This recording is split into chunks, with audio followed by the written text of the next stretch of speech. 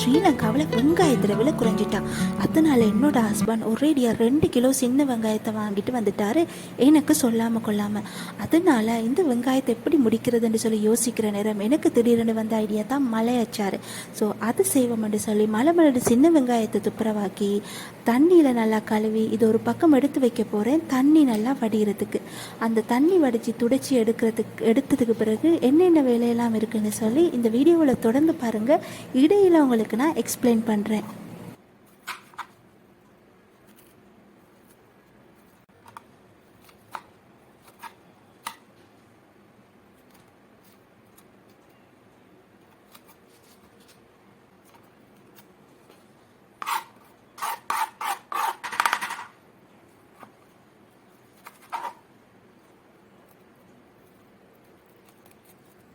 So கறிமிளகாயை இந்த மாதிரி வெட்டி உள்ளுக்கு இருக்கிற விதை எல்லாத்தையும் நாங்கள் அகற்றிக்கொள்ளணும். அது மட்டும் இல்லை, இந்த மலையச்சாரில் நான் கரட்டையும் சேர்க்கலாம்னு சொல்லி நினச்சிக்கிட்டு இருக்கேன். ஸோ கரட்டையும் நல்லா வெட்டி இது ரெண்டையுமே நாங்கள் தண்ணியே இல்லாதபடிக்கு கழுவி தண்ணி இல்லாதபடிக்கு நல்லா துடைச்சி எடுத்து வச்சுக்கொள்ள வேணும்.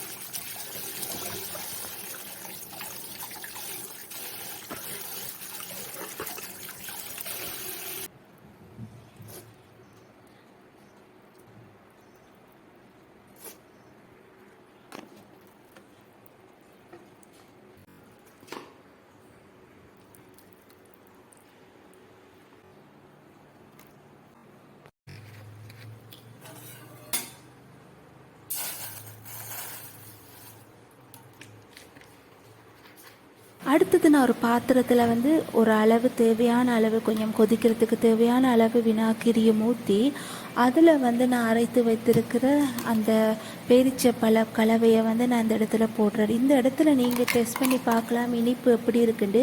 இனிப்பு இன்னும் உங்களுக்கு அதிகம் தேவைன்னு சொன்னால் நீங்கள் சீனின்னு கொஞ்சம் சேர்க்கலாம், அல்லது வேறு ஏதாவது சர்க்கரை அதுகளை கூட நீங்கள் சேர்த்து நல்லா கிண்டி விட்டு உங்களுக்கு தேவையான அளவுக்கு நீங்கள் இனிப்பை கூட்டிக்கொள்ளலாம்.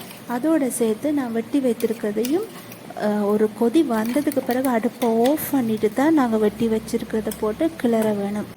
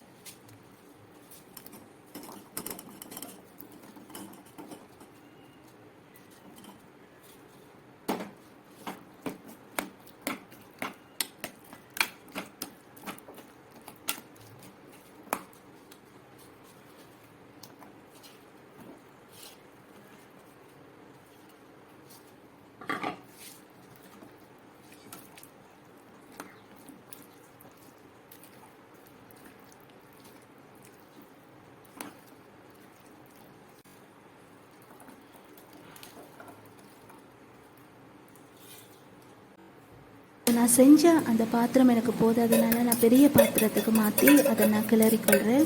ஸோ கிட்டத்தட்ட 1 மாதத்துக்கு தேவையான அளவுக்கு நான் செய்கிறதுனால இதை நான் வந்து எனக்கு பாத்திரம் போதாமல் போனது. அடுத்தது நீங்கள் இதை அப்படியே செஞ்சுட்டு ஒரு கொஞ்சம் நேரம் ஒரு 1 hour நீங்கள் இதை மூடி வைக்கலாம்.